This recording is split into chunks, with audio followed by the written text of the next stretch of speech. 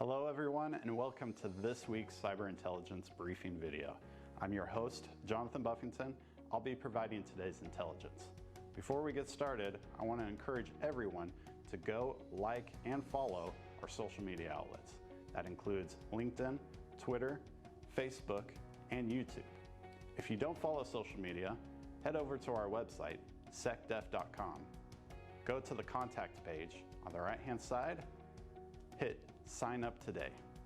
That will give you intel updates, secure cyber defense news, and webinar notifications. Let's dive into the content now. First, ransomware.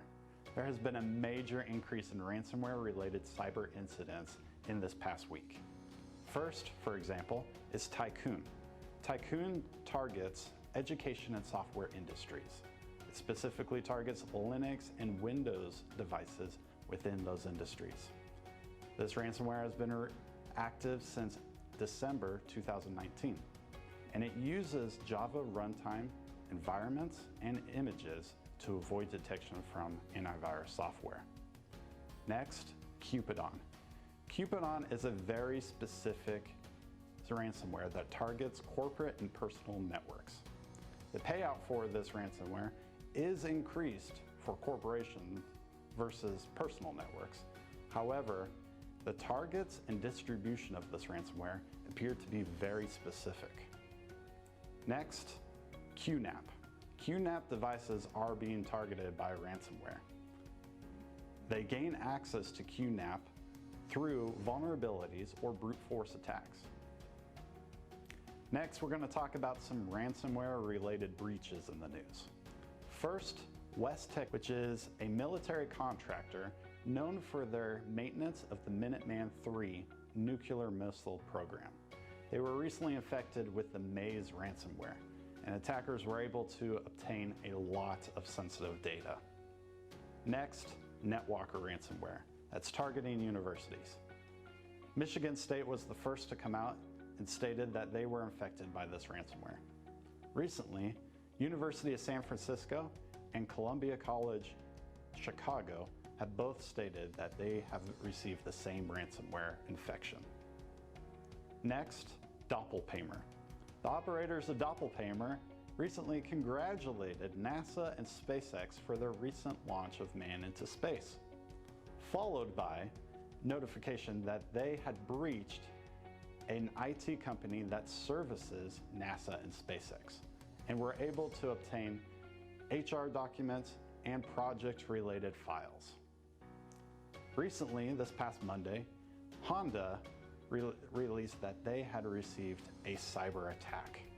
It was recently released that that cyber attack was Snake ransomware. As of Wednesday, plants in North America, Turkey, Italy, and Japan are still down and unable to operate. Lastly, we wanted to discuss a new source of ransomware distribution. Stop Deja Vu is marketed as a free ransomware decryptor. However, once you download this software, it double encrypts your files with the Zorab ransomware. So let's discuss what can you do if you get infected with ransomware. Federal law enforcement has repeatedly said, do not pay the ransom. It does not guarantee that ransomware actors will give you a decryption key, and it makes you a target for further ransomware attacks. It is suggested that you should invest in cybersecurity and cybersecurity-related training. The majority of ransomware is distributed by phishing emails with attachments. So train your workforce on how to identify phishing emails and what to do once you get them. If you get infected by ransomware, Secure Cyber Defense has an incident response team available 24/7 that can help respond and assist. For our next topic, we're going to discuss Microsoft Patch Tuesday. Microsoft has released 129 vulnerable patches this past Tuesday. It could be said that this was the largest security patch released to date. This is also the fourth month in a row Microsoft has released over 100 security patches. This last Patch Tuesday included 11 critical patches. that could allow attackers remote control access of your affected systems.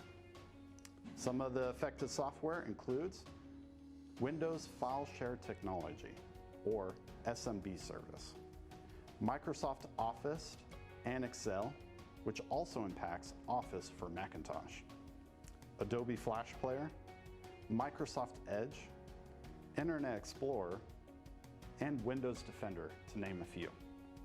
It is important to safely update your affected Windows systems as soon as possible.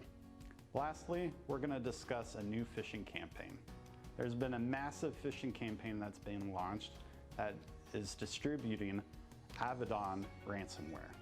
The indicators of this phishing campaign is that the email subject line includes "your new photo" or "do you like my photo?" Inside the email body contains a winking smiley face and an email attachment. That's it for this week. We thank you for joining us. Be cyber aware, cyber prepared, and we'll see you next time.